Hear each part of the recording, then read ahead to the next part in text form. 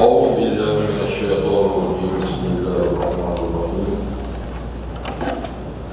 قالوا سواء علينا أبعثت أم لم تكن من الواعظين إن هذا إلا خلق الأولين وما نحن بمعذبين فكذبوه فأهلكناهم إن في ذلك لآية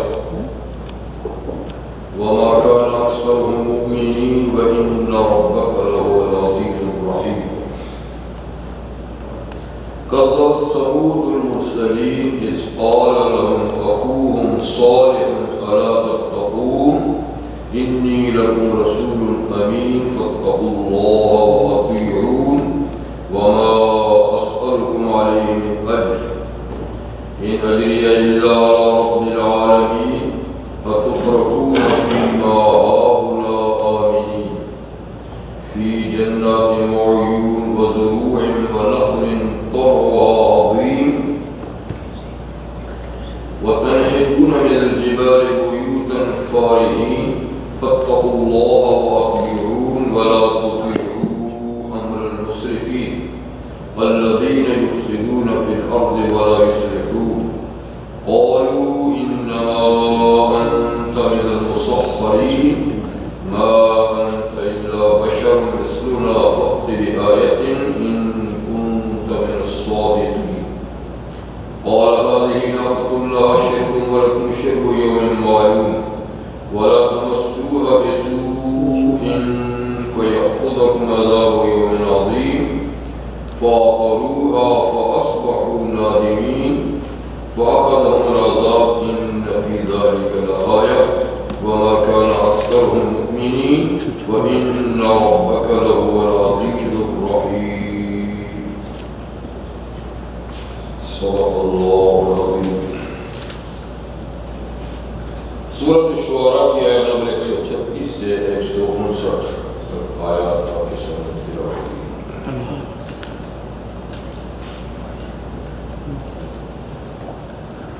آیت نمبر 136 سے پہلی آیات میں جو کذبت عاد المرسلین سے شروع ہوئی تھی یعنی 123 آیت سے تو قوم عاد کا ذکر تھا جو قوم نوح کی جانشین بنی تھی اور غرور اور تکبر میں حق کے انکار میں انبیاء کو ستانے میں بھی قوم نوح کی جانشین تھی جیسے تو حضرت ہود علیہ السلام کو اللہ نے ان کی اصلاح کے لیے بھیجا انہوں نے اللہ کا پیغام ان میں نشر کیا اللہ کا خوف دلایا اپنی رسالت کی بات کی اور اپنی خدمات کے بے لوث ہونے کا بھی ذکر فرمایا کہ دیکھو میں تم سے کچھ مانگتا نہیں اور پھر ان لوگوں کی معاشرتی زندگی کی خرابی یعنی عقیدے اور مذہب کی خرابی تو تھی لیکن اس کے علاوہ معاشرتی زندگی کی جو خرابیاں تھیں ان کا بھی تذکرہ فرمایا اور وہ کیا تھا کہ یہ قوم بے حد فضول خرچ تھی تو ان کی فضول خرچی پر آپ نے تنقید فرمائی کہ دیکھو تم ہر بلند مقام پر کوئی نہ کوئی عمارت کھڑی کرتے ہو جس کا کوئی مقصد نہیں ہوتا نہ کوئی وہاں رہتا ہے نہ کوئی اس میں اسٹور کی جاتی ہے صرف ایک نشان کے طور پہ اور یہ فلاں کا علاقہ ہے اس کے پیچھے فلانے کی آبادی ہے تو اس طرح کی عمارتیں خواہ مخواہ فضول بناتے تھے اور دوسرے یہ کہ جو مکانات رہائش کے لیے تعمیر کرتے تھے وہ بھی کچھ اس انداز سے کہ جیسے انہوں نے مرنا نہیں ہے اور ہمیشہ ہمیشہ ان مکانوں میں رہنا ہے تو اس ڈیزائن کے ایسے مضبوط عمارتیں بناتے تھے خوشنما جیسے کہ بہت ہے ہی نہیں اور اس کے علاوہ انتہائی ظلم و ستم بھی کرتے تھے فرمایا کہ جب تم کسی دوسری قوم پہ ہاتھ ڈالتے ہو تو بڑے ظالمانہ انداز سے ہاتھ ڈالتے ہو، بہت ظلم ان پہ ڈھاتے ہو، تو یہ عقیدے کے علاوہ ان میں خرابی ہے۔ تو فرمایا کہ دیکھو اللہ سے ڈرو، یہ کام چھوڑو اور میرا کہا مانو۔ پھر اللہ تعالیٰ کے کچھ احسانات بھی ان کو یاد دلائے، انعامات بھی یاد دلائے، شاید ان کو سن کر اپنے منعم کی طرف متوجہ ہوں، اس کا احسان مانی، اس کی بات مانی۔ تو فرمایا اللہ تعالیٰ سے ڈرو جس نے تمہاری مدد کی ہر اس کام میں جو تم جانتے ہو، یعنی ذرا سی توجہ کرو تو کوئی ایسا کام نہیں جو اللہ کی مدد کے بغیر ہوا ہو۔ تمہاری پوری زندگی اللہ کی مدد کی مرہون محنت ہے، تمہارے وجود سے لے کر ساری چیزیں اللہ کی دی ہوئی ہیں۔ اور پھر خاص طور پہ فرمایا اللہ نے تمہیں جو پائے گی، وہ جو تمہارے ساتھ مانوس ہیں، تمہارے گھروں میں رہتے ہیں، اور تم ان سے کئی قسم کے فوائد حاصل کرتے ہو، گوشت کھاتے ہو، دودھ پیتے ہو، کھال استعمال کرتے ہو، ان پہ سواریاں کرتے ہو، ان پہ مال برداری کے کام دیتے ہیں۔ تو بہرحال بڑے ڈیل ڈول کے جا رہا ہے، اونٹ ہے، بھینس ہے، گائے ہے، اور تمہارے جسم سے تو بھیڑ بکری بھی بڑی ہے۔ تو اللہ نے کس طرح یعنی تمہارے فرمان کے تابع کی ہیں کہ ان کے ریوڑ تم ہانک کے لے جاتے ہو، گلے کے گلے تم، اور اونٹوں کو قطاروں میں باندھ کر سامان لاد کے ایک بچے کے ہاتھ میں رسی پکڑاتے تو لے کر چلا جاتا ہے، اور سب گردن جھکائے جاتے ہیں۔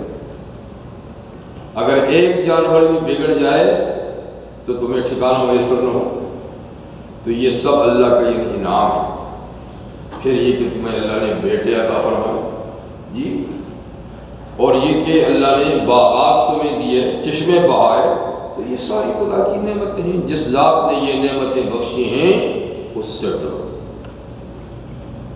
تو ترغیب بھی دی، ترہیب بھی کی، لیکن قوم ہے جو ٹس سے بس نہیں ہوئی، اور ان کے ان ساری باتوں کے جواب میں آج جو میں نے آیات پڑھی ہیں یہ اب قوم کا جواب ہے۔ قالوا سواء علینا واستغفرتم ام لم تکن من الواعظین۔ قوم عاد نے ہود علیہ السلام سے کہا کہ دیکھیے جناب، ہمارے حق میں بالکل برابر ہے، آپ ہمیں واعظ کریں یا نہ کریں، ہم نے ٹلنا نہیں، ہم نے اپنا دین، اپنا مذہب، اپنا مسلک، اپنے طور طریقے نہیں بدلنے، آپ ہمیں واعظ کریں یا نہ کریں تو سر دکھانے کی ضرورت نہیں، ہم اپنے مشن پروگرام کے پکے۔ تو برابر ہے ہمارے حق میں آواز کا، آپ ہمیں واعظ نصیحت کریں، ام لم تکن من الواعظین، یا نصیحت کرنے والوں میں سے نہ ہوں، ہم پر آپ کی باتوں کا کوئی اثر نہیں ہو رہا۔ یہاں واعظ کا لفظ استعمال کیا گیا ہے، جو ہمارے یہاں اردو میں بھی بولا جاتا ہے واعظ، اس کے ساتھ نصیحت بھی ہے، واعظ نصیحت۔ تو واعظ اصل میں کس کو کہتے ہیں؟ یعنی ایسا انداز گفتگو جو دوسروں پر اثر کر جائے، ایسا انداز گفتگو جو دوسروں پر اثر کرے، مطلب کہ آپ بہت مؤثر طریقے سے ہم سے باتیں کرتے ہیں، لیکن ہم ہیں جو آپ کی بات کا کوئی اثر قبول کرنے والے نہیں۔ تو جب دل انسان کا مر جائے تو پھر ظاہر بات اثر کہاں سے ہوگا؟ اثر قبول کرنے کی چیز تو دل زندہ ہے، اور دل زندہ جب مر جائے تو پھر اثر تو قبول نہیں کرتا۔ تو خیر انہوں نے دو ٹوک جواب دیا کہ ہم آپ کی باتوں میں آنے والے نہیں، اور ہم نہ اپنا دین چھوڑنے والے ہیں، اور نہ ہم اپنی یہ دنیاوی روش چھوڑنے والے ہیں۔ اور یہ بھی کہا کہ ان ھذا الا خلق الاولین، نہیں ہے یہ وعظ و نصیحت جو آپ ہمیں کیے جا رہے ہیں، مگر یہ تو پہلے لوگوں کی عادتوں میں سے ایک عادت ہے جو آپ نے بھی اختیار کر رکھی ہے، آپ سے پہلے بھی قوموں میں اس قسم کے لوگ آئے ہیں، وہ بھی اس طرح کے انہونے عذابوں سے لوگوں کو ڈرایا کرتے کہ یہ چھوڑو وہ چھوڑو، یوں عذاب آئے گا وہ جی، تو پہلے بھی آئے۔ تو وہی ایک عادت ہے جو آپ بھی لے کر آئے ہیں، کچھ ہونا نہیں ہے، ہم کسی چیز سے ڈرنے والے نہیں ہیں، اس لیے کہ ہم تو بڑے طاقتور لوگ ہیں۔ تو خلق اخلاق کی جمع ہے، اخلاق عادات کو کہتے ہیں، یعنی جو آپ کر رہے ہیں یہ پچھلے لوگوں کی عادات میں سے ایک عادت ہے جو آپ اس کو دہرا رہے ہیں۔ اس قسم کے لوگ پہلے بھی آتے ہیں۔ ایک اس کا معنی ہے، دوسرا اس کا معنی یہ بھی ہے کہ ان ھذا الا خلق الاولین، نہیں ہے یہ طور طریقہ جو ہم نے اپنا رکھا ہے، مگر یہ تو ہمارے پچھلے لوگوں کے اخلاق و عادات میں سے ہے، ہم کیوں چھوڑیں؟ یعنی ہمارا مذہب، ہمارے طریقے ہمارے ایجاد کیے ہوئے نہیں ہیں، یہ تو خلق الاولین، ہمارے پیچھے جو پہلے باپ دادے ہوئے ہیں ان کا مذہب بھی یہی تھا، ان کے طور طریقے بھی رہائش کے، تجارت کے یہی تھے جی، تو ہم نے تو اپنے بزرگوں کا طریقہ اپنا رکھا ہے، ہم کیوں اس کو چھوڑیں؟ تو یہ دونوں تفسیریں یہاں ہو سکتی ہیں۔ تو یا خلق الاولین سے مراد یعنی حضرت ہود علیہ السلام کو کہنا ہے کہ آپ کی وعظ و نصیحت پہلے لوگوں کے طریقوں میں سے ایک طریقہ ہے، ایسے واضح پہلے بھی گزرے، اور یا خلق الاولین کا معنی یہ ہے کہ ہمارے طور طریقے اور مذہب جو ہے یہ پہلے لوگوں کے طریقے چلے آ رہے ہیں، ہم نے تھوڑے ایجاد کیے، ہم کیوں چھوڑیں؟ اچھا، باقی بات یہ نہیں جو آپ ڈراتے ہیں کہ اگر میری بات نہ مانی تو ایک بڑے دن کے عذاب سے مجھے اندیشہ ہے کہ وہ آ جائے، تو کہنا ڈرنے والی بات کی وما نحن بمعذبین، اور ہم سزا یافتہ ہو ہی نہیں سکتے، ہمیں تو عذاب ہو ہی نہیں سکتا جی، ہم تو بڑے طاقتور لوگ ہیں، کسی کی کوئی مجال ہے جو ہمیں چھیڑ سکے؟ تو گویا ان کا مطلب یہ تھا کہ کوئی قوم آئے گی اور تم سے لڑے گی، تو اس لحاظ سے تو یعنی ہماری دھاک بیٹھی ہوئی ہے ساری قوموں پر، کسی کی مجال نہیں جو ہمارے سامنے سر اٹھا سکے۔ اس بات کا تو ان کو اندیشہ نہیں کہ کوئی غیبی طاقتیں بھی ہیں جو تمہیں سزا دینے کے لیے تیار ہیں، یعنی وہ اس طرف دھیان ہی نہیں جاتا، ان کا خیال ہے کہ کسی قوم سے ڈرا رہے ہیں اور قومیں تو ہم نے دبا رکھی ہیں، تو وما نحن بمعذبین۔ بہرحال انہوں نے حضرت ہود علیہ السلام کی باتوں کا کوئی نوٹس نہیں اور کوئی اس میں تبدیلی نہیں لائی، فَكَذَّبُوهُ، انہوں نے حضرت ہود کی تکذیب کی، فَأَهْلَكْنَاهُمْ، اللہ تعالیٰ نے فرمایا کہ پھر ہم نے پوری قوم کو ہلاک کر دیا، جتنا موقع ان کو سوچنے سمجھنے کے لیے دینا تھا وہ دیا، اور جب وہ ٹائم پورا ہو گیا تو پھر پوری قوم کو سوائے ہود علیہ السلام اور ان پر ایمان لانے والے جو کچھ لوگ تھے ان کو چھوڑ کر ساری قوم کو ہلاک کر دیا۔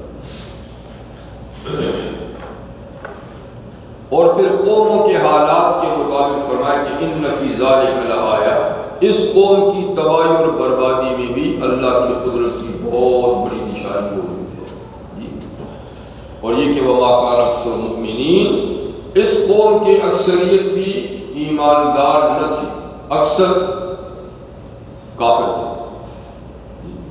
چند گنے چنے لوگ مسلمان تھے، حالانکہ ان سے پہلے نوح علیہ السلام کی قوم کا حشر انہوں نے، ان کو معلوم تھا تاریخ میں ان سے پہلے وہی قوم تھی، لیکن انہوں نے ان سے بھی عبرت حاصل نہیں کی اور خود کو سیدھے راستے پہ نہیں لایا، اور پھر بھی یعنی ایک قوم کے عذاب یافتہ ہونے کے باوجود بھی ان کی اکثریت جو ہے وہ ایمانداروں میں سے تھی۔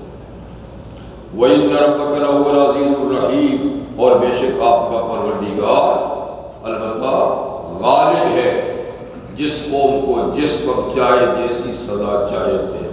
کوئی طاقت اس کو روک نہیں سکتی، اور وہ اہل ایمان کے حق میں بے حد مہربان بھی ہے کہ جو حق کے پاسبان ہیں، حق کو اپنانے والے ہیں جی، تو اللہ تعالیٰ مشکلات سے ان کو نکالنے میں ان پر بے حد مہربان بھی ہے، کہ جیسے کہ اس واقعے میں اس قوم کو تو اللہ نے مٹھا دیا، لیکن ان میں ایمانداروں کو اللہ تعالیٰ نے نجات۔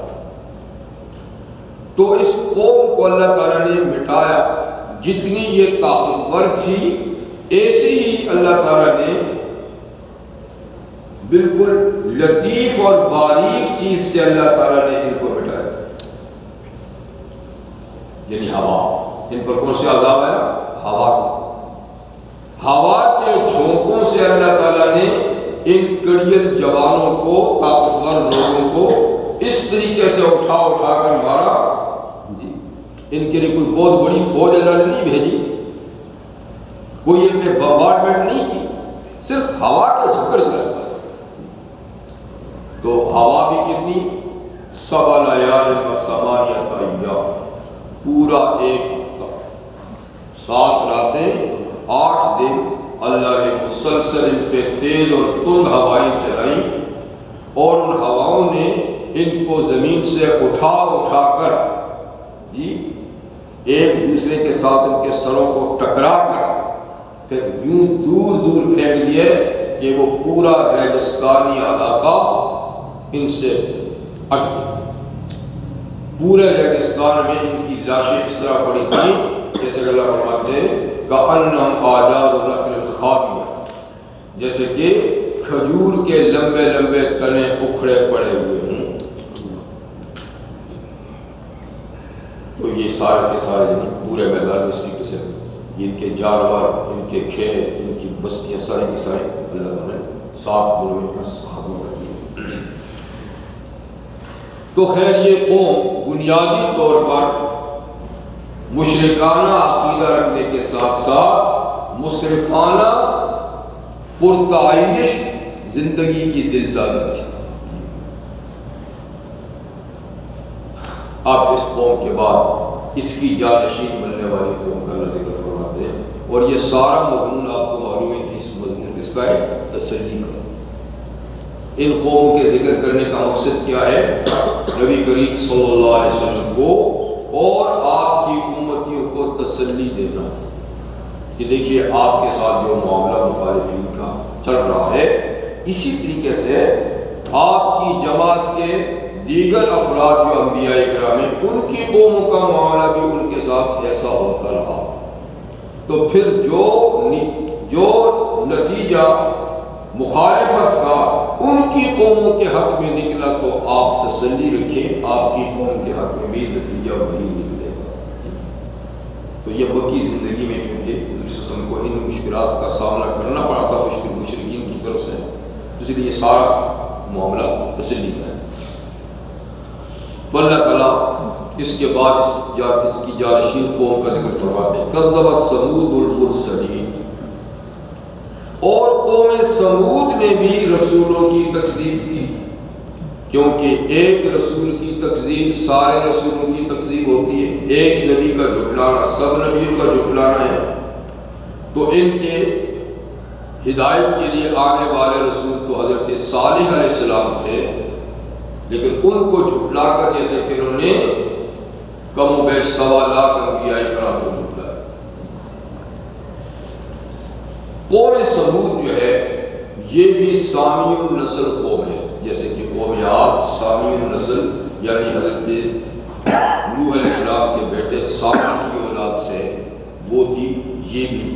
اور قوم سمود کو عاد ثانی بھی کہتے ہیں، عاد ثانی، اس کو عادی اولا اور اس کو عاد ثانی، اسی کے اوپر سے ان کے اجداد ایک ہی چلے آ رہے ہیں، لیکن اس قوم کا جو جد امجد ہے وہ سمود تھا، اور اوپر سے جائیں تو عادی ہے، تو اس لحاظ سے یہ عاد ثانی ہے، وہ عاد اولا تھی، اور ان کے اپنے جد امجد جو سمود ہے اس کے لحاظ سے اس کا نام قوم سمود ہے۔ تو بہرحال دونوں نام۔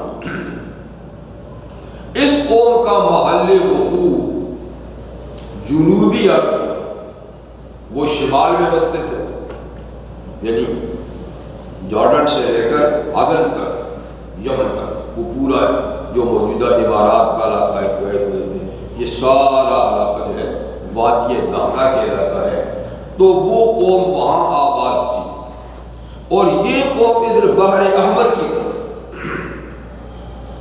یعنی ان کا محل وقوع تھا تبوک سے لے کر وادی قرا، تبوک سے وادی قرا، جس کو وادی حجر بھی کہتے ہیں، قرآن مجید میں دونوں نام ہیں، اور انہی کے نام سے ایک سورت بھی ہے، سورۃ الحجر، وہ اسی قوم کے نام سے، تو حجر ان کا گویا دارالحکومت کیپٹل تھا جی، اور تبوک سے لے کر وادی قرا تک تقریباً 1700 چھوٹے بڑے شہر تھے اس قوم کے، تو اپنے دور میں یہ بھی انتہائی متمدن قوم تھی، زبردست طاقتور اور خوب مالدار، صنعت اور حرفت، تجارت اور کھیتی باڑی، ہر قسم کی آسائش یعنی اس قوم کو بھی حاصل تھی، اور فن تعمیر میں تو یہ گویا قوم عاد سے بھی 2 ہاتھ آگے تھے تعمیرات میں،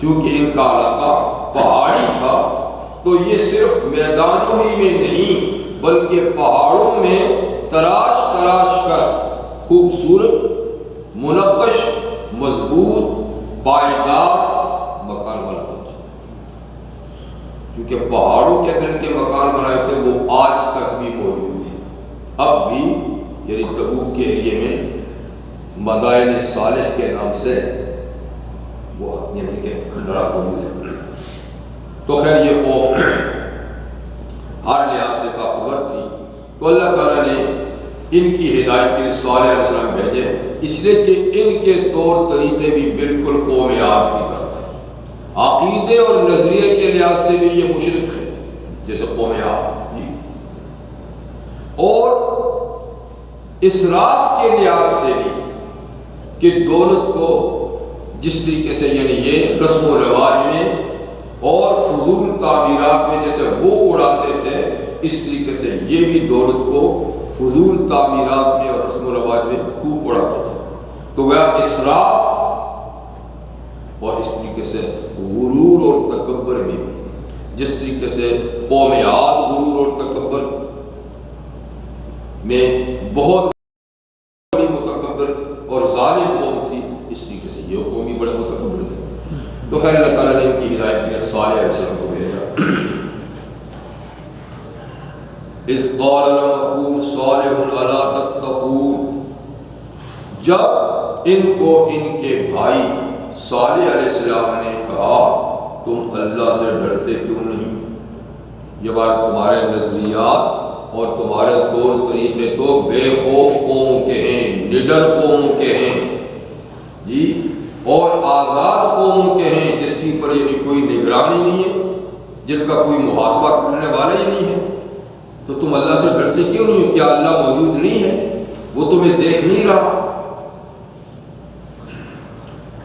یا صالح علیہ السلام کو ان کا بھائی کہا تو یہ بھی ان کو بھائی کس لحاظ سے کہا کہ صالح علیہ السلام اسی قوم سے گویا نسب کے لحاظ سے، خاندانی لحاظ سے حضرت صالح علیہ السلام قوم سمود کے بھائی تھے، لیکن عقیدے کے لحاظ سے نہیں، دین اور وطن کے لحاظ سے نہیں، نظریے کے لحاظ سے نہیں۔ انی لکم رسول امین، تم خدا سے ڈرتے کیوں نہیں ہو؟ یقیناً میں تمہارے لیے اللہ کی طرف سے رسول ہوں، امانت دار، یعنی مجھے اللہ تعالیٰ نے تمہاری ہدایت کے لیے مبعوث کیا ہے، اور میں اللہ کا پیغام بغیر کسی کمی زیادتی کے تمہیں پہنچاؤں گا، اس میں پورا امانت دار ہوں۔ ہر نبی نے یہ اعلان کیا کہ وہ اللہ کا پیغام پہنچانے میں پورے کے پورے امانت دار ہیں، اور جیسے اللہ کا حکم ہے کسی سے خوف خطرے کے بغیر وہ پورے کا پورا اللہ کا پیغام یعنی وہ قوم تک پہنچاتے ہیں، ان کو کسی کو اس میں نہ لالچ ہے نہ ڈر ہے۔ تو فاتقوا اللہ واطیعون، سو اللہ سے ڈرو اور میرا کہا مانو، میری اطاعت کرو۔ خدمات کے بے لوث ہونے کا بھی ذکر فرماتے ہیں کہ وما اسألکم علیہ من اجر، میں تم سے اپنی اس کارگزاری پر، اپنی اس محنت پر تم سے محنتانہ طلب نہیں کرتا، تم سے فیس نہیں مانگتا۔ ان اجری الا علی رب العالمین، میرا اجر و ثواب، میری مزدوری، میرا محنتانہ رب العالمین کے ذمہ ہے۔ جس کی ڈیوٹی انجام دے رہا ہوں وہی مجھے ثواب بھی دے گا، اس لیے تم سے کچھ نہیں مانگتا، تو پھر تمہیں میری بات سننے میں کوئی مشکل نہیں پیش آنی چاہیے۔ تو باقی تو سب فیس مانگتے ہیں، کسی کو تعلیم دو تو، کسی کو کوئی مشورہ دو تو مشورے کی بھی فیس ہوتی ہے، تعلیم کی بھی فیس ہوتی ہے، کسی سے کوئی بات پوچھو تو، یعنی دنیا میں جتنے کام بھی ہیں، ہر کام جو آدمی کسی کا کرتا ہے تو کچھ نہ کچھ اس کا اجرت ہوتی ہے، لیکن ایک اللہ کا نبی ایسا ہے جو کہتا ہے میری کوئی اجرت نہیں، میری کوئی فیس نہیں ہے، اور میں تو للہ فی اللہ تمہیں یہ بات بتاتا ہوں، اور یہ بھی نہیں کہ میں ضرورت مند نہیں، ضرورت مند تو ضرور ہوں، لیکن تمہارے طرف کوئی ضرورت نہیں ہے، میں جس کا کام کر رہا ہوں میری ضرورت ہے وہی جانتا ہے اور وہی پوری کرے گا۔ تو صرف اللہ کے نبی یا پھر ان کے کوئی صحیح جانشین دنیا میں ہوں تو وہ یہ بات کہہ سکتے ہیں، ورنہ کوئی یہ بات کہہ نہیں سکتا۔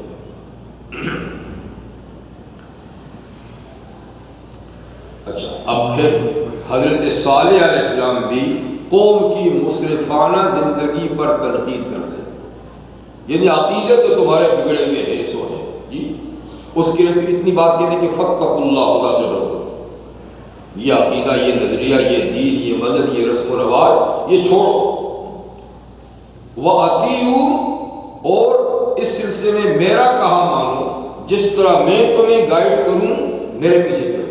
یہ تو دین مذہب کی بات ہوگی، اب ان کی معاشرتی زندگی۔ أَتُتْرَكُونَ فِي مَا هَاهُنَا آمِنِينَ، تم نے جو بود و باش، رہن سہن کے لیے مکان بنائے ہیں، اس سے تو یہی لگتا ہے کہ موت نہیں ہے، اس سے یہ لگتا ہے کہ موت نہیں ہے۔ تو تم ہی بتاؤ، أَتُتْرَكُونَ فِي مَا هَاهُنَا آمِنِينَ، کیا تم یہیں اسی دنیا میں، انہی محلات میں، انہی مکانوں اور انہی شہروں میں چھوڑ دیا جاؤ گے آمینین، امن کے ساتھ؟ تمہیں کوئی چھیڑے گا نہیں، تمہیں کوئی یہاں سے نکالے گا نہیں، تم پہ موت نہیں آئے گی، تم امن و سلامتی کے ساتھ ان گھروں میں چھوڑ دیا جاؤ گے ہمیشہ کے لیے؟ اس لیے کہ تم نے تو رہائش ایسی ہی اختیار کر رکھی ہے کہ جیسے کہ تم پہ موت نہیں آنی اور تم ہمیشہ یہاں بسو گے۔ کہاں؟ ایک تو محلات اور مکانات، ٹھیک، دوسرا فی جنات وعیون، ان باغات میں جو تم نے لگا رکھے ہیں، ان باغات میں جو تم نے یہ باغات لگا رکھے ہیں، وہ عیون، اور ان چشموں میں جو باغات کی سیرابی کے لیے چشمے تم نے کھودے ہیں اور جن سے پانی ابل رہا ہے، جن سے تم نے آبپاشی کا ایک نظام قائم کیا ہوا ہے، تو ان باغات میں، ان چشموں میں، ان مکانوں میں تم ہمیشہ کے لیے امن کے ساتھ چھوڑ دیے جاؤ گے؟ یہ نہیں لگتا تو ایسے ہی تم نے یہ نظام اسی طرح سیٹ کیا ہوا ہے کہ جیسے تم پہ موت نہیں آئی۔ وَزُرُوعٍ، اور ان لہلہاتے کھیتوں میں، وَنَخْلٍ، اور ان کھجور کے درختوں میں، طَلْعُهَا حَضِيضٌ، کہ جن کے خوشے بڑے نرم و نازک ہیں۔ یہ جو تمہاری کھجوروں کے باغات ہیں اور جن کے خوشے نرم و نازک ہیں، اور پھر یہ تمہاری کھیتیاں جن میں اناج لے لے آتے ہیں، فصلیں لے لے آتی ہیں، اور دوسرے ہر قسم کے باغات انگوروں کے وغیرہ وغیرہ، تو یہاں اس طرح تم نے یہ پورا زراعتی نظام، آبپاشی نظام، رہائش کا نظام جی ایسا تم نے بنا رکھا ہے کہ تم یہاں ہمیشہ ہمیشہ کے لیے امن کے ساتھ چھوڑ دیے جاؤ گے اور ان جگہوں سے تم کو نکالا نہیں جائے گا، تم پہ موت نہیں آئے گی۔ وَتَنْحِتُونَ مِنَ الْجِبَالِ بُيُوتًا فَارِهِينَ، اور تم تراشتے ہو پہاڑوں میں مکان اور تکلف، اور تم تراشتے ہو اس لیے کہ یہ بڑے سنگ تراش پتھروں کو اس ڈیزائن سے کاٹتے تھے۔ مشینری تو خیر نہیں تھی زمانے میں، پتہ نہیں کن چیزوں سے کاٹتے تھے اور پھر پتھروں میں پھوٹے بناتے تھے اور پھر پتہ نہیں کس طریقے سے ان کو جوڑ کر ان کی دیواریں بناتے تھے کہ وہ آج تک ان کے نقش و نگار ان کے مکانوں کے اندر موجود ہیں، اور ان سے ملتے جلتے آپ کے الورا میں، ایجنٹا میں ان سے ملتی تعظیمیں، وہ بھی سنتراش ہوتے تھے، مورتیاں بناتے تھے، مکان بناتے تھے پتھر تراش کے۔ اور اسی سے کچھ ملتے جلتے ہمارے یہاں کراچی اور ٹھٹھا کے درمیان ایک قبرستان ہے مکی، دیکھا تو خیر مغل کے دور کا قبرستان ہے، کافی ایک پوری پہاڑی ہے لمبی چوڑی میلوں پر، تو ایک ایک قبر پر ایک ایک چٹان رکھی ہوئی ہے، ایک ایک چٹان، اور اس پہ جو آیتیں کھودی گئی ہیں، تراشی گئی ہیں، آج بھی اتنی صاف ستھری پڑی جاتی ہیں، پتہ نہیں وہ اتنے بڑے بڑے ایک ایک پیس پتھر کا کہاں سے رہا ہے، کیونکہ وہاں تو ایسی پہاڑیاں نظر نہیں آ رہی، جو پوری قبر پہ ایک پیس رکھا ہوا ہے اور اس کو ایسا تراشا ہوا ہے، اس میں آیات پورے پتھر میں، پھر گنبد ہے، تو یہ تراش خراش، یہ سنگ تراشی اور اس پہ پھول بوٹے اس زمانے کی عمارتوں میں، تو بہرحال یہ پرانی قوموں کا یہ طریقہ ایسا تھا کہ ان کے پاس اوزار تو نہیں تھے، مشینری تو نہیں تھی، لیکن پتہ نہیں وہ ہاتھوں کے ساتھ کس طریقے سے یعنی تراش خراش کرتے تھے پتھروں کی اور پھر اس سے مکانات بناتے تھے۔ تو یوں تو پہاڑ کو اندر سے تراشا اور پھر اس کے اندر تراشے ہوئے خوبصورت پتھروں سے دیواریں چنی گئی، وہ اب تک موجود ہیں۔ وَتَنْحِتُونَ مِنَ الْجِبَالِ، اور تم تراشتے ہو پتھر پہاڑوں سے، بُيُوتًا مکان، فارہین اور تکلف محفوظ، تو اس سے بھی یعنی یہ لگتا ہے کہ تم ہمیشہ ہمیشہ کے لیے رہو گے، یعنی میدانی مکانات تو چلو بہت ہی مضبوط بناؤ، تو بھی کسی نہ کسی زمانے تک چلتے ہیں اور پھر وہ خستہ اور خراب ہو سکتے ہیں، ٹوٹ پھوٹ کے شکار ہو سکتے ہیں، لیکن جو پہاڑوں کے اندر بنائے جائیں تو وہ بالکل محفوظ ہوتے ہیں۔ تو یہ دونوں طرح کے مکان بناتے تھے، یعنی میدانی علاقے میں بھی ٹاور بڑے بڑے اور پہاڑوں کے اندر جو پھر وہ محفوظ مکان، موسم کے لحاظ سے بھی، سردی گرمی سے بچنے کے لیے اور حفاظت کے لحاظ سے بھی، کیونکہ چاروں طرف سے تو دیواریں ہیں نہیں، نہ کوئی چھت ہے، ایک ہی سامنے گیٹ ہے، باقی بالکل مکان محفوظ ہے، اندر کئی کمرے ہوتے تھے بڑے بڑے۔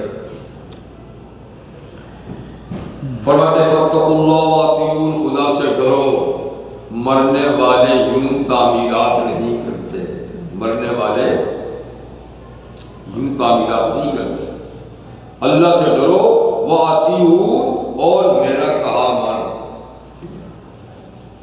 تو بہرحال یہ دونوں قومیں اس معاملے میں ایسی تھیں کہ انہوں نے اپنی ساری دولت جیسا کہ اسی پہ لگا رکھی تھی، کیونکہ اس زمانے میں اور کیا تھا، نہ تو اس زمانے میں نہ کوئی فوجیں تھیں اس پہ پیسہ خرچ کرتے تھے، نہ اس زمانے میں کوئی اس قسم کے جدید اسلحے تھے اس کے اوپر پیسہ خرچ کرتے تھے، تو آخر دولت خرچ کرتے تو کس پہ کرتے تھے؟ نہ کوئی ایسے خطرات تھے جس دیگر قوموں سے کہ دفاع پر کا خرچ کرتے، تو ساری دولت ان کی عیش و عشرت پہ ہی خرچ ہوتی تھی، ساری دولت عیش و عشرت پہ خرچ ہوتی تھی۔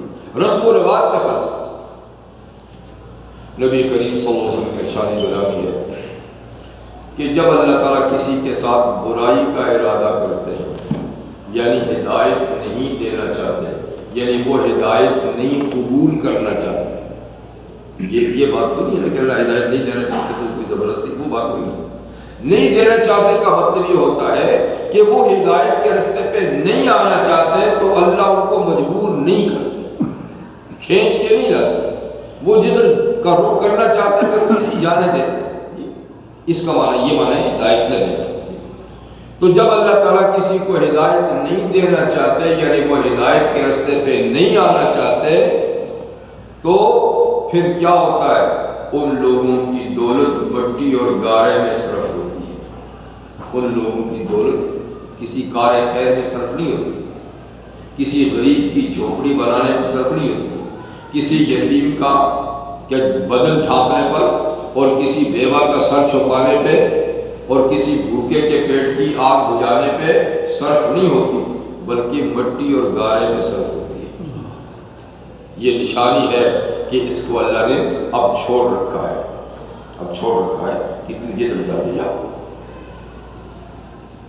تو آج کی دنیا میں دیکھیں تو قوم عاد اور قوم ثمودی کے جانشین دولت کہاں لگے گی؟ دولت کی کمی اس زمانے میں نہیں. قارون سے بڑھ کے بڑے بڑے قارون بیٹھے ہوئے ہیں، مگر دولتیں کہاں صرف ہوگی؟ صرف کرتے ہیں، بے دھڑک صرف کرتے ہیں، پانی کی طرح بہاتے ہیں، لیکن کن کاموں پہ؟ کیا دنیا میں غربت نہیں ہے؟ ان کے بھائی بند کھلے آسمان تلے نہیں سو رہے. ایسے لوگ نہیں ہیں کہ جن کو گرمی سردی سے بچنے کے لیے چھپر نہیں ہے ان کے پاس، کپڑا نہیں ہے ان کے پاس. اور اس مہذب دنیا کی تہذیب کو دیکھیے کہ کتنے بھائی بند ہیں جو موت کی گھاٹ ان کے ہاتھوں روزانہ اتر رہے ہیں، ان کے بچے یتیم ہو رہے ہیں، عورتیں بیوہ ہو رہی ہیں جی، ان بچوں کا کوئی رکھوالا نہیں ہے. اور جو لوگ اس کارروائی میں شریک ہیں وہ ان یتیموں کو پھر اٹھا کر اپنے ملکوں میں لے آتے ہیں. ہمارے پاس کوئی انتظام نہیں ہے کہ وہ ان یتیم بچوں کو وہاں رکھ سکیں، اور جب وہ اٹھا کر اپنے ملکوں میں لائیں گے تو ان بچوں کا دین مذہب مستقبل کیا ہوگا؟ وہ کیا ان کو مسلمان رکھیں گے؟ ہمیں واپس لیں گے؟ اور یہ ہو رہا ہے، لیکن ہمارے لوگ جو ہیں ان کی آنکھیں نہیں کھلتی. ان کی دولتیں فضولیات میں تو صرف ہو رہی ہیں، لیکن ان کے پاس اتنا سرمایہ نہیں ہے کہ وہ ان یتیم ہونے والے بچوں کو اپنے ہی ملکوں میں سنبھال کے رکھیں، ان کی کفالت کریں، کم سے کم ان کا دین ایمان تو بچے. یعنی اتنی ذہن سے چیزیں ختم ہو چکی ہیں،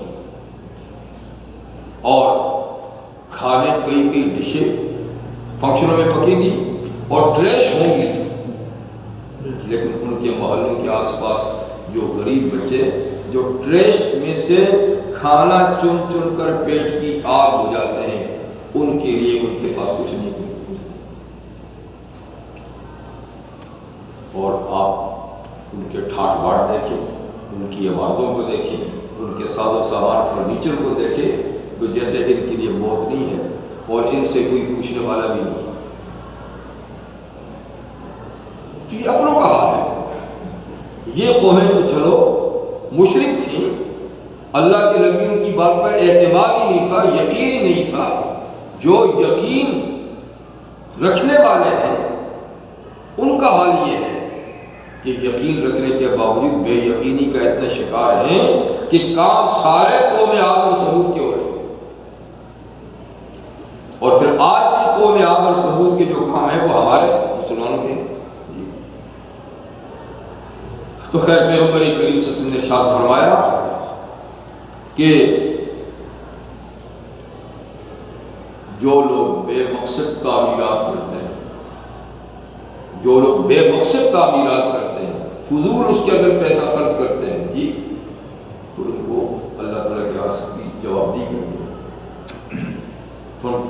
مقصد یہ ہے کہ ایسی اتنی تعمیر کرو جس میں آپ نے بسنا ہے، جس میں آپ نے رہنا ہے، اتنے وقت کی نہیں کرو، لیکن بے مقصد کی تعمیر کا کیا ہوگا، اس کا کیا حاصل ہے؟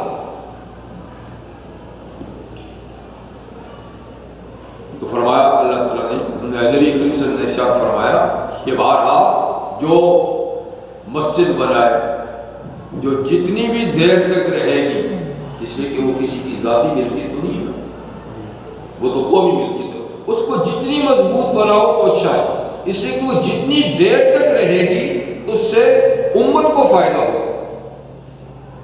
یا اپنا ذاتی ضرورت کا گھر اتنا بناؤ جو آپ کی ضرورت پوری کرتا ہو، بس اس سے زیادہ کی تعمیرات میں سرمایہ صرف کرنا، فرمایا کہ یہ تو بے توفیق لوگوں کا کام ہے، یہ تو بے ہدایت لوگوں کا کام ہے۔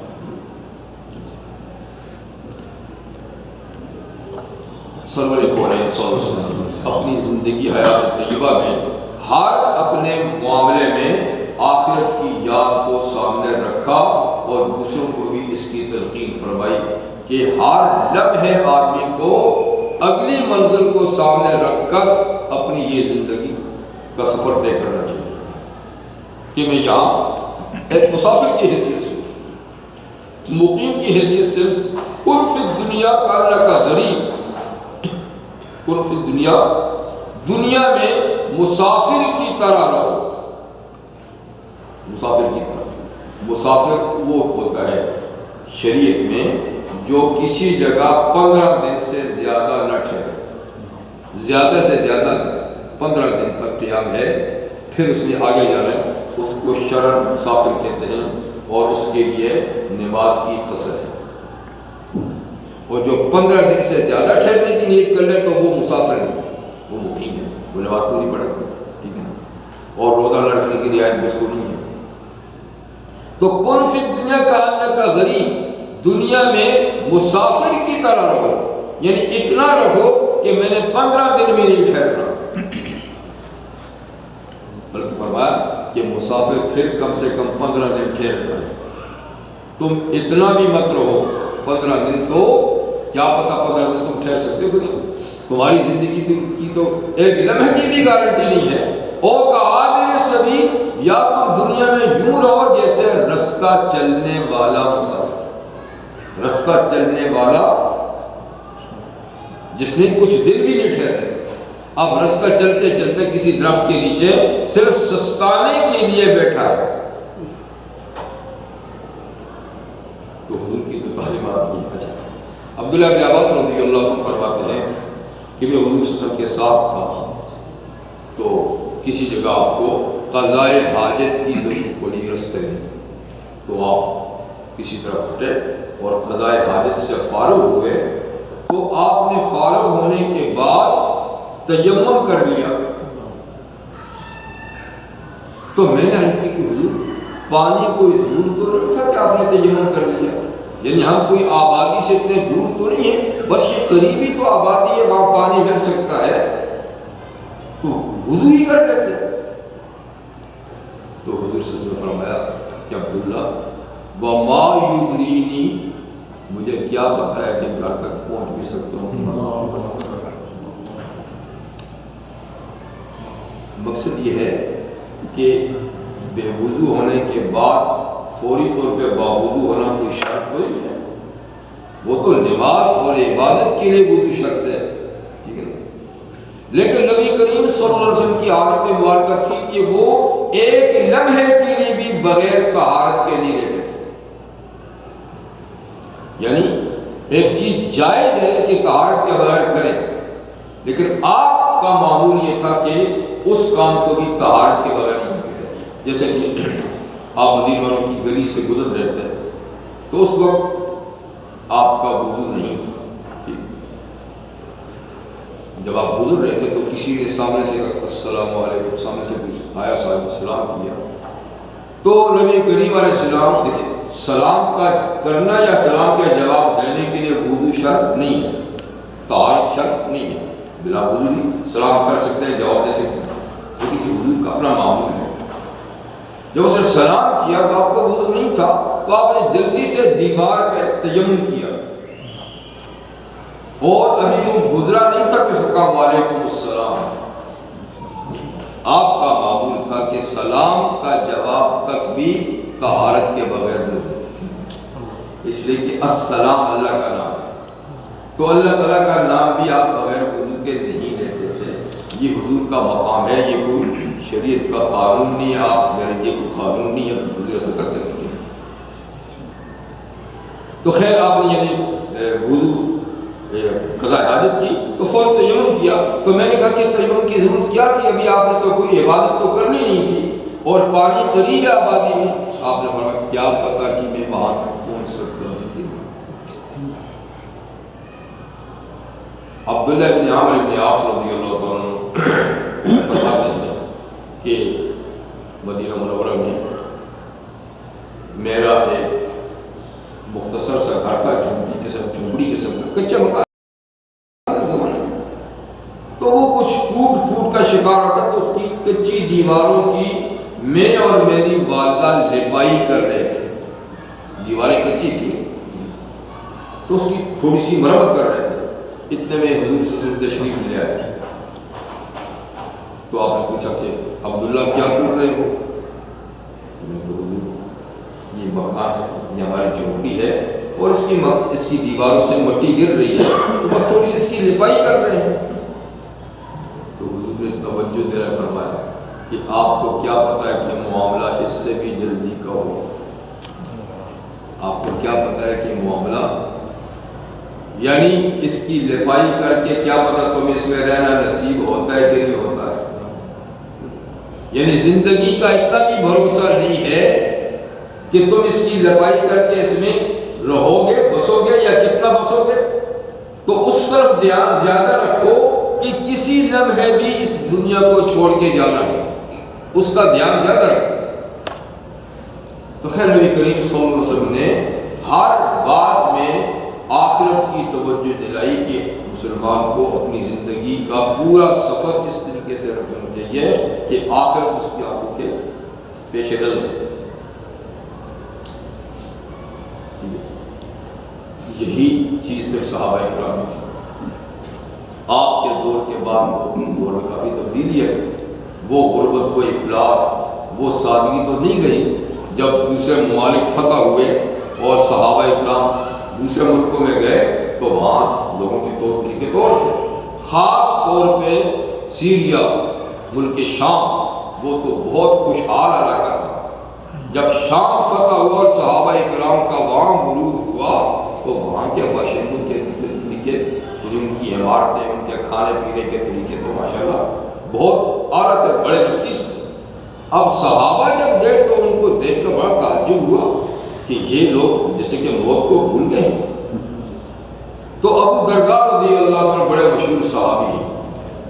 جب وہ شام پہنچے اور شام کے لوگوں کی رہائش گاہیں دیکھی اور کھانے پینے اور ان کی خوشحالی کو دیکھا تو ان سے برداشت نہیں. وہ مسجد میں گئے اور شامیوں کو بلا کر انہوں نے ایک بڑا مؤثر اور بلیغ خطبہ دیا ان کو کہ اے اہل شام، میں یہاں کیا دیکھ رہا ہوں؟ تم سرمایہ اکٹھے کرتے ہو جیسے کہ تم مرو گے، تم عمارتیں ایسی بناتے ہو جیسے کہ موت نہیں ہے. تو اس طرح کا صحابہ کرام کا ایک نظریہ اور ذہن حضور نے بنایا تھا کہ وہ ہر چیز اختیار کرنے سے پہلے موت کو سمجھتے. اور آج موت تو نام کی چیز ہے، جیسے کہ مرنے والے مرتے ہیں اور ہم تو مریں گے ہی. ہر آدمی سمجھتے کہ اس نے تو مرے گا، اس نے تو صدیوں تک زندہ رہے. تو خیر یہ ان قوموں کا طریقہ تھا جو میں نے کہا آج کی قوموں نے بھی یہی طریقے اختیار کر رکھے. تو اوروں نے کر لیا تو کر لیے، لیکن ہم مسلمانوں کے طور طریقے بھی ایسے ہی کہ آخر بھول گئے ہیں اور دنیا کو سجا رہے ہیں، بنا رہے ہیں. ٹھیک ہے، اور ہم بالکل اس بات کو فراموش کر رہے ہیں کہ ہم پر کسی کے کوئی اور حقوق بھی تو ہے اور ہم سے اس حقوق کا مطالبہ بھی کوئی کرے گا. تو حضرت صالح علیہ السلام فرماتے ہیں وَلَا تُطِيعُوا أَمْرَ الْمُسْرِفِينَ، دیکھو اسراف کرنے والوں کی بات مت مانو، میری بات مانو۔ اسراف کرنے والے، اسراف کیا مطلب؟ یعنی غیر ضروری اخراجات۔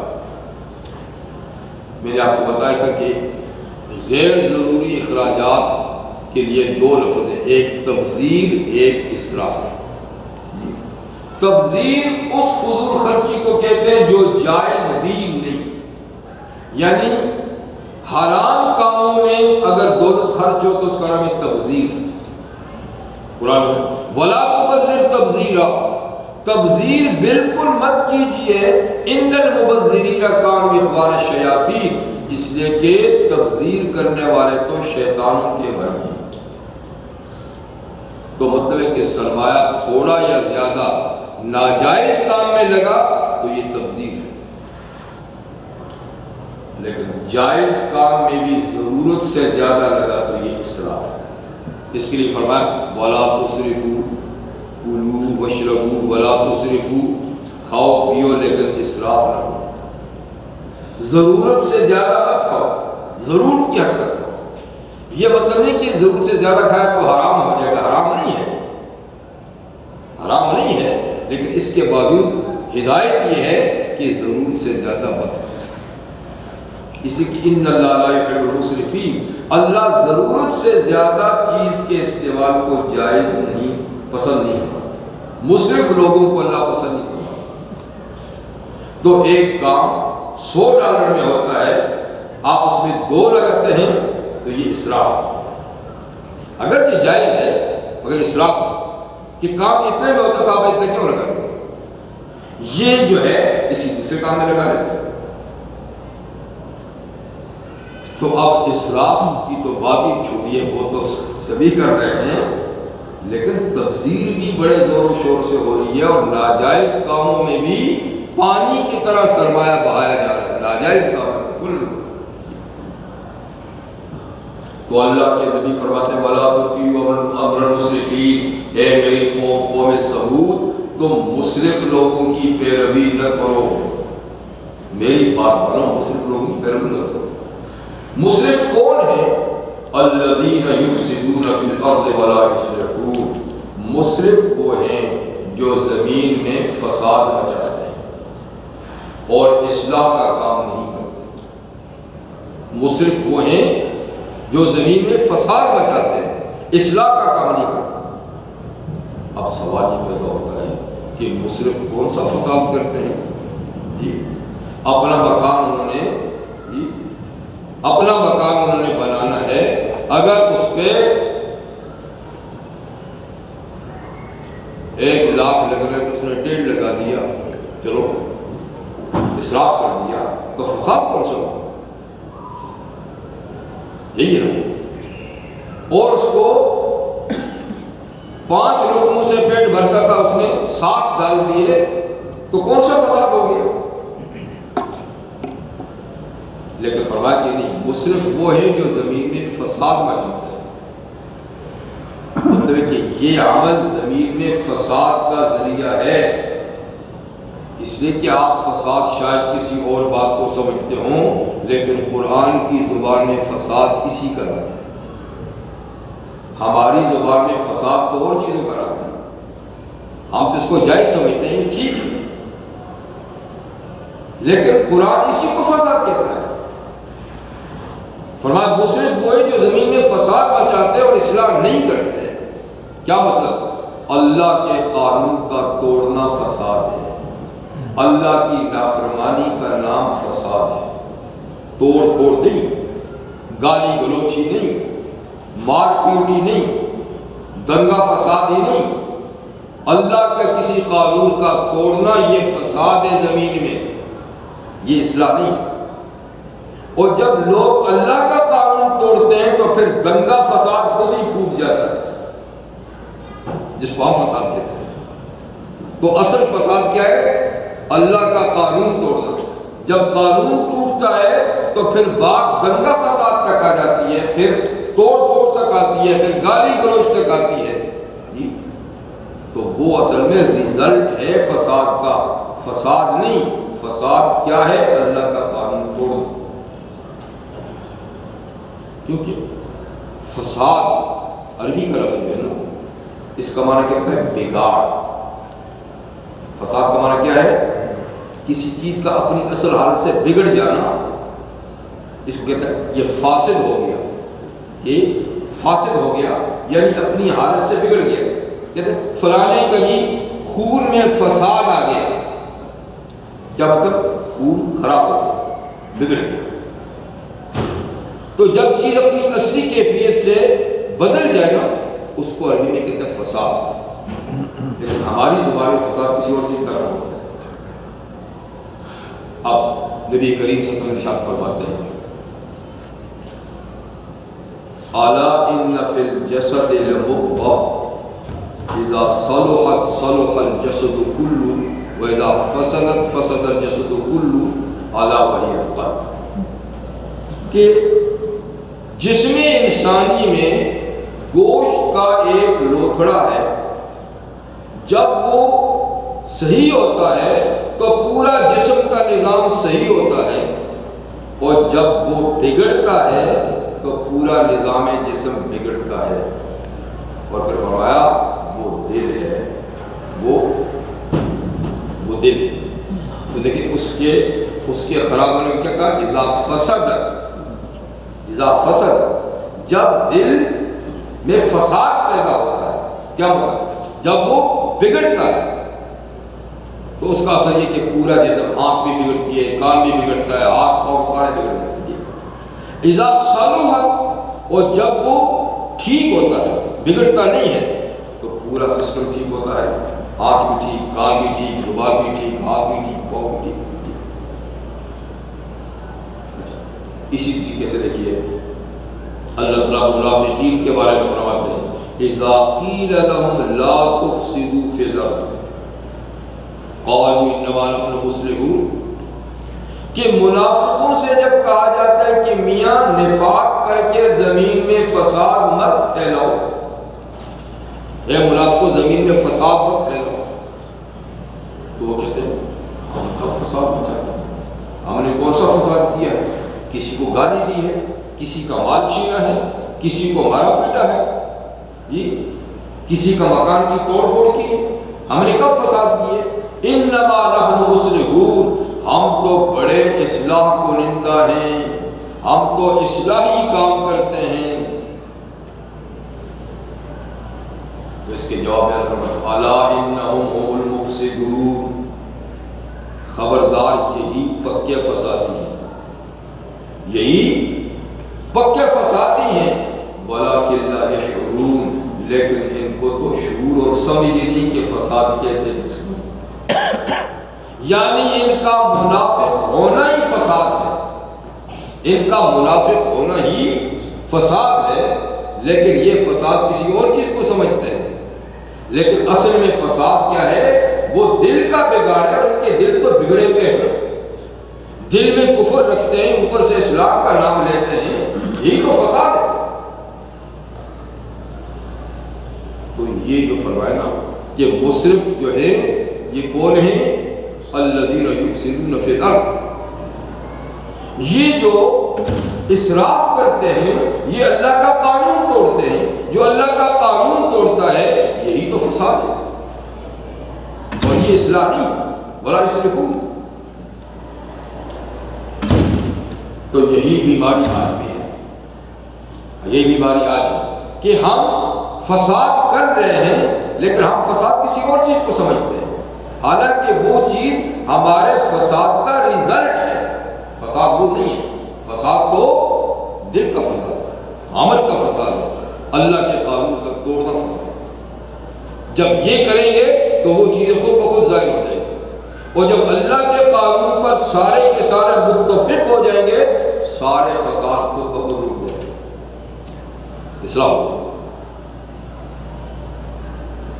اب بیماری کچھ ہے اور علاج میں کچھ اور کرتے ہوں اس کی تو بیماری کو شفا نہیں ہوتی. یہ حضرت صالح علیہ السلام نے قوم کو بات سمجھائی کہ دیکھو اسراف نہ کرو، یہ فساد فی الارض ہے، یہ اصلاح نہیں ہے. اب اب قوم نے کیا جواب دیا؟ قالوا انما انت من المسخرین. کیا لگے میاں آپ کو سحر زدہ ہے، آپ پہ تو جادو چلا ہوا نظر آتا ہے، آپ تو ایسی ایسی باتیں کرتے ہیں کہ جیسے کہ عقل ٹھکانے ہی نہیں معاذ اللہ. دوسری آیت میں ہے ان نقول الا تراک بعض آلہتنا بسوء، بس ہم تو یہ سمجھتے ہیں صاحب کہ ہمارے خداؤں نے کچھ آپ کا بگاڑ دیا ہے. عقل آپ جو کہتے ہو نا یہ کچھ نہیں کر سکتے، کچھ نہیں کر سکتے، یہ ان کی کوئی مار پڑ گئی ہے معاذ اللہ ثم معاذ اللہ، اس لیے آپ کوئی تو ٹھکانے کی بات ہی نہیں کرتے. یہ جو آپ ہمیں باتیں کر رہے ہیں یہ کوئی ٹھکانے کی بات نہیں، یہ سحر زدہ جیسے کہ کسی پہ جادو چل چکا ہو. انما انت من المسخرین. اب بھی ہماری یہ باتیں لوگوں کو ایسی ہی، اب بھی یہ باتیں ہم جو کرتے ہیں یہ عام لوگوں کے سامنے آپ کریں، یہ کون سی دنیا کی باتیں کرتے ہیں، جیسا کہ یہ اس دنیا میں رہتے ہی نہیں ہیں. نہیں بھئی ہم اسی دنیا میں رہتے ہیں، آپ کے ساتھ رہتے ہیں، آپ کے ہم عمر ہیں جی، جو آپ کھاتے ہیں وہ ہم کھاتے ہیں، جہاں آپ رہتے ہیں ہم رہتے ہیں، اسی دنیا کے اندر رہتے ہیں. لیکن بس یہ اللہ کی توفیق ہے کہ اللہ نے کچھ حقائق سمجھائے ہیں، اللہ آپ کو بھی سمجھنے کی توفیق عطا فرمائے. لیکن بات نہیں کہتے کہ یہ آپ کون سی باتیں کرتے ہیں، اس کے بغیر بھی آج کل نظام چل سکتا ہے. ہاں چلانا چاہو تو چل سکتا ہے، نہ چلانا چاہو تو نہیں چل سکتا. یہ بگڑا ہوا معاشرہ یہ درست ہو سکتا ہے، بالکل ہو سکتا ہے. آپ ٹھیک ہو جائے تو ہو جائے گا، اس لیے کہ معاشرہ نام کس بات کا ہے؟ کوئی باہر سے مخلوق آئی نہیں معاشرہ، آپ اور ہم تو مل کے معاشرہ بنتے ہیں. چند آدمی جب ملتے ہیں تو اس ملی جلی زندگی کا نام معاشرہ ہے. میں ٹھیک ہو جاؤں، آپ ٹھیک ہو جائے تو معاشرہ ٹھیک ہو جائے. لیکن ہم سمجھتے ہیں کہ معاشرہ کوئی خارجی چیز ہے، اس کو ٹھیک کرو گے تو ہم ٹھیک ہو جائیں گے. تو ایسی بات نہیں ہے. ہم بدلنا چاہیں تو سب کچھ بدلے گا، ہم ٹھیک ہونا چاہیں تو سب کچھ ٹھیک ہوگا، اور اس میں کوئی ٹائم لگتا ہی نہیں ہے. آبے کا آبا ہی بگڑا ہوا ہے، تو آبے کا آبا بگڑا ہے تو آبا کون ہے؟ ہم ہی تو ہیں، آگے ٹھیک کر لیتے ہیں. لیکن چونکہ ٹھیک نہیں کرنا اس کا ارادہ نہیں ہے، اس لیے بات کو کبھی اس پہ ڈالیں گے، کبھی اس پہ ڈالیں گے، کبھی اس پہ ڈالیں گے، یہ ہے وہ ہے وہ ہے، تاکہ کچھ نہ کرنا. لیکن کرنے والے جو ہے نا وہ لمحوں میں کر دیتے ہیں، نہ کرنے والوں کے لیے صدیاں بھی کم وقت. تو خیر اللہ کے نبیوں کو قوم نے یہی جواب دیا کہ جناب آپ جس جگہ پہ ہمیں لے جانا چاہتے ہیں آپ اس پہ نہیں جا سکتے جی، اور آپ جو ہمیں تبدیلی لانا چاہتے ہیں یہ تبدیلی اب نہیں آ سکتی، اس لیے کہ تبدیل ہونا جو نہیں چاہتا. تو پھر الزام لگا کیا انما انت من المسخرین. سرور کونین صلی اللہ علیہ وسلم نے جب دعوت دی تو آپ کو بھی قوم کی طرف سے یہی جواب، ساحر او مجنون، یا تو یہ شخص جادوگر ہے معذور، اور یا اس کی عقل چلی گئی ہے. یہ کون سی باتیں کرتے ہیں؟ پھر کہتے ہیں ما انت الا بشر مثلنا، اے صالح آپ ہم جیسے آدمی ہی تو ہیں، آپ ہم جیسے آدمی ہی تو ہیں، تو ہم کیوں آپ کی بات مانیں؟ اگر آپ اللہ کا پیغام نشر کرتے ہیں تو ما فوق البشریت کوئی شخصیت آنی چاہیے. آپ میں اور ہم میں فرق ہی کیا ہے کہ آپ کو تو رسول بنایا اور ہم کو نہیں بنایا؟ اللہ ڈائریکٹلی ہم سے کیوں نہیں خطاب کرتے؟ یا ہمارے پاس فرشتہ کیوں نہیں آتا؟ آپ کے پاس کیوں آتا؟ یہی باتیں سرور کونین صلی اللہ علیہ وسلم سے بھی کہی گئی. کہ پہلے تو کسی انسان کا نبی ہونا ہی سمجھ میں نہیں آتا. نبوت کے لیے کوئی انسانوں سے بالا مخلوق ہونی چاہیے، فرشتہ ہونا چاہیے. اور اگر فرق ہو کہ آدمی ہی کو نبی بنانا ہے تو پھر آدمیوں میں جو سردار اور چودھری قسم کا آدمی ہو اس کو ہونا چاہیے. تو آپ کو چودھری بھی نہیں، جیسے حضور کو کہتے تھے نا کہ اگر اللہ تعالیٰ نے قرآن آدمی پر نازل کرنا ہوتا تو مکہ کے سردار یا طائف کے کسی سردار کو قرآن آتا. آپ تو یتیم ہیں، ابو طالب ہیں، جی آپ کے پاس تو سرمایہ ہی نہیں ہے، آپ کا تو شاندار مکان ہی نہیں ہے، آپ کی تو زندگی ٹھاٹ باٹ کی ہے ہی نہیں ہے، نوکر چاکر ہی نہیں ہے، آپ کے پاس تو باغات ہی نہیں ہے. تو ہم کیسے مانیں کہ آپ اللہ کے رسول ہیں؟ کوئی ظاہری شان و شوکت ہونی چاہیے. حالانکہ بات یہ نہیں ہے. نبوت اور رسالت کا تعلق جو ہے ان چیزوں سے نہیں ہوتا، وہ اندرونی کمالات سے ہوتا ہے. کہ وحی کو قبول کون کر سکتا ہے؟ کس میں اتنا حوصلہ ہے؟ تو اللہ یہ کہتا ہے کہ شکل و صورت کیسی ہے، مال دولت کیسی ہے، معاشرے میں اس کا نام کتنا بڑا ہے، نہیں. اللہ نے اس میں نبوت کا حوصلہ کتنا رکھا ہے، جی وحی کو برداشت کرنے کی طاقت کتنی رکھی ہے، اخلاقیات میں کتنا بلند ہے، کردار کتنا اونچا ہے. نبوت کے تو یہ چیزیں لوازمات، یہ نہیں ہے کہ سرمایہ کتنا ہے، نوکر کتنے ہیں. اس لیے فرمایا کہ ایک اعتراض یہ ہے کہ آپ تو ہم جیسے آدمی ہیں اور معاشرے میں آپ اتنے بڑے نام ٹھاٹ باٹ والے بھی نہیں ہیں. تو فاطر رعایت ان کنت من الصادقین، اگر واقعی آپ سچے ہیں کہ آپ نبی ہیں تو کوئی اپنی نبوت پہ کوئی بڑی نشانی پھر ہمیں دکھائے تاکہ اس نشانی کو دیکھ کر ضرور بے ضرور ہم جھکیں کہ واقعی وہی تو اس کے ساتھ بڑی طاقت ہے. تو کوئی نشانی دکھائے.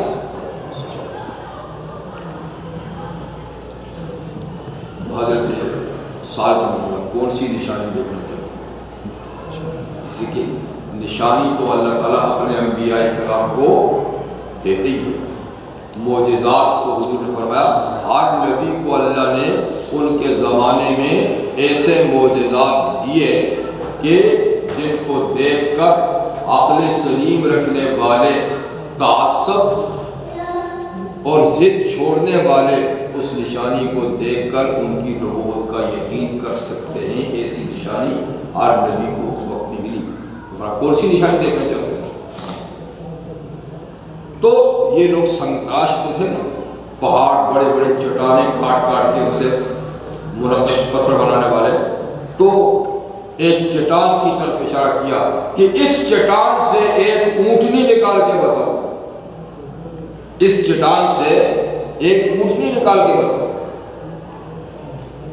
تو حضرت صاحب صاحب نے فرمایا کہ اونٹنی نکالنا تو اللہ کا کام ہے، کیونکہ معجزہ دکھانا تو اللہ کا کام ہے.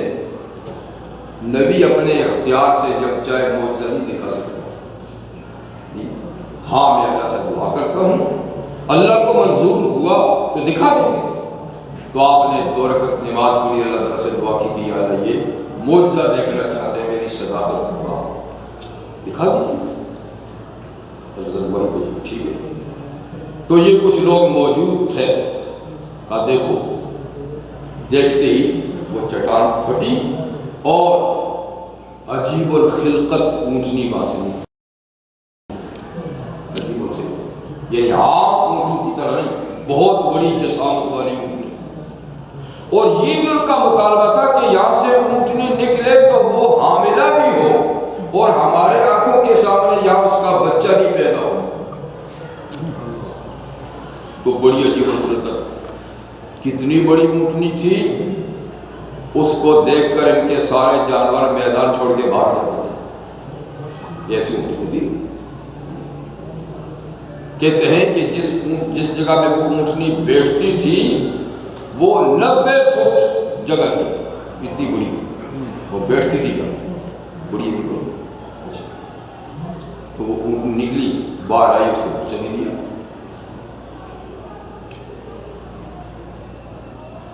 نشانی تو دیکھنے کے بعد وہی بات ہے کہ نہ ماننے والے انہوں نے یہ تو دیکھا کتنا سخت جادو ہے. پتھر کو پھاڑ دیا, پتھر کو پھاڑ دیا اور زندہ جانور نکال دیا. کا جادو ہے. رحمت عالم صلی اللہ علیہ وسلم سے بھی مطالبہ کیا تھا مکہ والوں نے, آپ اگر نبی ہیں تو چاند کو 2 ٹکڑے کر کے بتائیں. ان کا خیال تھا کہ یہاں تو باتیں چل سکتی ہیں, اوپر تک نہیں چلیں گی. تو آپ نے فرمایا دیکھو, تو آپ نے یوں اشارہ کیا تو ایک ٹکڑا پہاڑ کے اس طرف چلا گیا, اس طرف چلا گیا.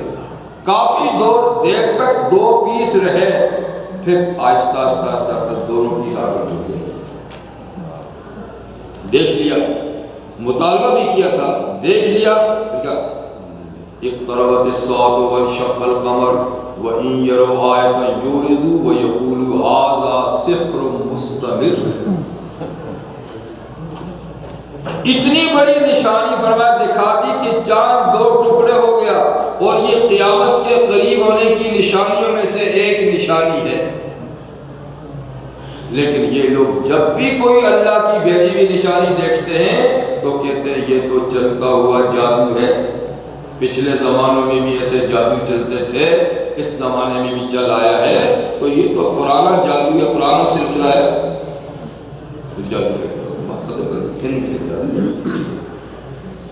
کہا مانتے ہو یا نہیں مانتے یہ تم جانو. تمہارے مطالبے پہ نشانی تو دکھا دی, تمہاری مطلوبہ, تم اس کو کچھ بھی کہو, لیکن یہ نشانی آ گئی ہے. اور اب اس کا ذرا خیال رکھنا, اس لیے کہ مانگی ہوئی نشانی اگر اس کو چھیڑا گیا تو پھر زندگی کے دن گنے چنے ہوں گے. نہ مانگتے تو نشانی اللہ دیتا, اس میں ٹائم بھی دیتا ہے. مانگی بھی نشانی پھر نہ مانو اور پھر اس کو کچھ نقصان ہوگا تو پھر دن گنے چنے ہوں گے. اب تم نہیں مانتے تو نہ مانو, لیکن اس اللہ کی بھیجی ہوئی نشانی کو چھیڑنا نہیں. اور یہ چونکہ معجزانہ اونٹنی ہے اس لیے اس کا خورد و نوش بھی معجزانہ ہوگا. ایک دن کنویں کا سارا پانی یہ پیا کرے گی, ایک دن پوری چراگاہ کی گھاس بھی یہی چرے گی, اور ایک دن یہ دودھ بھی اتنا دے گی کہ تم سب کے لیے کافی ہوگا, بالٹیاں بھر کے.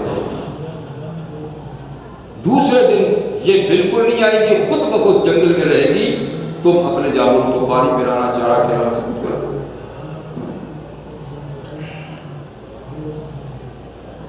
قال هذه لا تقل لا شرك ولكم شرك يوم معلوم. صالح سے نے فرمایا کہ یہ اللہ یہ اونٹنی ہے آ چکی ہے, اب اس کے لیے شرب ایک دن کا پانی اس کا ہے, اور ولکم شرب یوم معلوم, تمہارے سب لوگوں کے لیے ایک معلوم دن کا پانی ہے. اپنے جانوروں کو پلاؤ, خود کرو, خود ہی کرو. ایک دن یہ نہیں آئے گی, ایک دن پانی سارے کا سارا اس کا ہو. لیکن یاد رکھنا فلوارا تمسوا بسوء, پیار سے ہاتھ لگانا, تھپکی دینا, دودھ نکالنا کچھ نہیں. لیکن والا تمسوا بسوء, برے ارادے سے چھونا تک بھی نہیں. اگر برے ارادے سے اس کو ہاتھ لگایا فَيَأْخُذُكُمْ عَذَابُ يَوْمٍ عَظِيمٍ, تو پھر بڑے دن کا عذاب آئے گا جو تمہارا صفایا کر دے گا. بڑے دن کا عذاب کا مطلب یہ کہ تمہارا صفایا ہو جائے گا. آپ ذرا اس سے محتاط ہیں.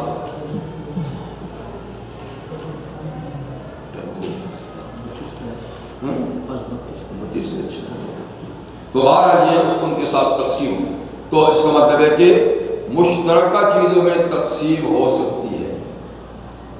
تو آپ نے تقسیم کر دیا پانی, چارہ جانور کا جو قدرتی طور پہ آیا, اور ان کے ساتھ کچھ عرصے تک تو ان لوگوں نے اس قانون کی پابندی کی، اپنے جانوروں کو رکھتے تھے، لیکن آخر کب تک کریں؟ اس لیے کہ جب وہ اونٹنی جنگل سے نمودار ہوتی تھی تو ان کے جانور یوں ہی میدان چھوڑ کے بھاگ جاتے تھے، بھاگ جاتے، ڈر جاتے تھے۔ اور پھر ایک دن ان کے لیے چارہ سٹاک کرنا، پانی کا سٹاک کرنا، یہ بھی مسئلہ تھا۔ اب جن کے بہت زیادہ جانور ہیں روزانہ پانی پیتے تو کہاں ان کے لیے جمع کریں گے؟ تو مشکلات پیش آئیں۔ اب ان کی نیتیں بدل گئی کہ کسی طریقے سے اس سے پیچھا چھڑانا چاہیے، اس سے پیچھا چھڑانا چاہیے۔ سورہ نمل میں ہے کہ وَكَانَ فِي الْمَدِينَةِ تِسْعَةُ رَهْطٍ يُفْسِدُونَ فِي الْأَرْضِ وَلَا يُصْلِحُونَ۔ اس قوم میں 9 بدماش اور گنڈے قسم کے لوگ تھے جو پوری قوم میں گنڈا گردی کرتے تھے۔ 9 رات، 9 افراد نہیں کہا، 9 رات۔ رات کہتے ہیں ایک گروپ کو جو 3 سے 9 افراد پر مشتمل ہو، 3 سے 9 تک۔ تو اللہ تعالیٰ نے ان 9 آدمیوں کو 9 گروپوں کا نام دیا۔ کس شہر میں، سٹی میں 9 گروپ تھے، اصل میں وہ 9 آدمی تھے، لیکن وہ گنڈا گردی میں ہر آدمی ایک گروپ کا کام کرتا تھا، ہر آدمی ایک گروپ کا، وہ ہمیشہ اس قسم کا کام کرتے تھے۔ اب اس بستی میں ایک خاتون تھی حنیزہ، اس کی کچھ لڑکیاں بھی تھیں، اور وہ زیادہ جانور رکھتی تھی، اس کے بہت بھیڑ بکری تھی، بڑا ریوڑ تھا، اس کو اور زیادہ مشکلات تھی اپنے جانوروں کے پانی کے سلسلے میں۔ اس نے اس گروپ کے ایک لیڈر کو، جو قدار بن صالح اس کا نام تھا، اور باقی 8 آدمی اس کے ساتھ اور بھی تھے، یہ مل کے فساد وغیرہ کرتے تھے، اس کے ساتھ ساز باز کی کہ کسی طریقے سے اس اونٹنی سے جان چھڑاؤ، میں اپنی بیٹی تمہیں بھی اور اتنا مال بھی دوں گی۔ تو عورت بڑا فطرہ ہے، جو اس کے چکر میں آ جاتے ہیں، بس اس نے ایسا چکر چلا، سن کی بڑی اچھی پیشکش جی۔ تو اس نے کہا ٹھیک ہے، میرے ساتھی تو ہیں 8 آدمی اور بھی، مل کے کچھ کریں۔ تو ان لوگوں نے منصوبہ بنایا کہ جس وقت یہ اونٹنی جس درے سے نکل کے کنویں پر پانی پینے کے لیے آئے تو اس درے میں ہم لوگ چھپ کے بیٹھے گئے، وہ جوں ہی وہاں سے نکلے گی تو ہم پیچھے سے حملہ آور لیں گے اور اس کے پاؤں کاٹ دیں گے۔ چنانچہ وہ بیٹھے گئے۔ حضرت صالح صاحب نے تم کو خبردار کر دیا تھا کہ اس کو برائی کے ساتھ چھوا تو پھر تمہارے دن گنے ہوئے ہیں، عذاب عظیم آئے گا، پھر تمہیں مہلت نہیں ملے گی۔ لیکن وہی بات ہے کہ جب عقل پہ پردے پڑ جاتے ہیں تو پھر سب چیزیں انسان بھول جاتا ہے۔ اب یہ بیٹھے، جب وہ اونٹنی وہاں سے نمودار ہوئی تو ایک دم انہوں نے پیچھے سے کے ٹانگیں کاٹی، اس کے چیخ ماری اور رام سے گری برف، اس کے انہوں نے پیس کیے، کاٹے گوشت وغیرہ۔ بچہ پیچھے سے آ رہا تھا، اس نے ماں کو مرتے ہوئے دیکھا تو اس نے آسمان کی طرف منہ کر کے چیخ ماری اور واپس اس چٹان میں گھسا اور چٹان ڈوب گئی۔ جب اونٹنی کا خاتمہ ہو گیا تو حضرت صالح علیہ السلام کو پتہ چلا تو بڑے مغموم ہوئے اور فرمایا کہ اب تمہاری زندگی کے صرف 3 دن ہیں، صرف 3 دن۔ اب یہ اطلاع سننے کے باوجود بھی ٹس سے بس ہوئی، مال کے تھوڑا سا غم تو ہوا، لیکن اس اطلاع کے بعد بھی کوئی توبہ کی طرف 3 دن یکے بعد دیگر نے یہ بھی بتایا کہ پہلے دن تمہارے چہروں کی حالت یہ ہوگی، پھر اس کا کلر یہ ہوگا، پھر اس کا کلر یہ ہوگا۔ اب کلر بھی چینج ہو رہا ہے ان کے کہنے کے مطابق، لیکن ان کی بدل سی بھی ہوتے ہوتے 3را دن ہوا اور ٹس سے بس ہوئے اور پھر اللہ کا عذاب آیا، اور بجز اللہ کے نبی اور چند ان مسلمانوں کے جو اسلام لائے تھے، اللہ نے پوری قوم کو یک لخت ختم کر دیا۔ نیچے سے زمین کو ہلایا، اوپر سے فرشتے نے چیخ ماری تو پوری بستیوں کی بستیاں ویران ہو گئیں اور سب کے دل اور جگر پھٹ گئے اور اوندے منہ وہ زمین پر گر کے پوری قوم کا خاتمہ ہو گیا۔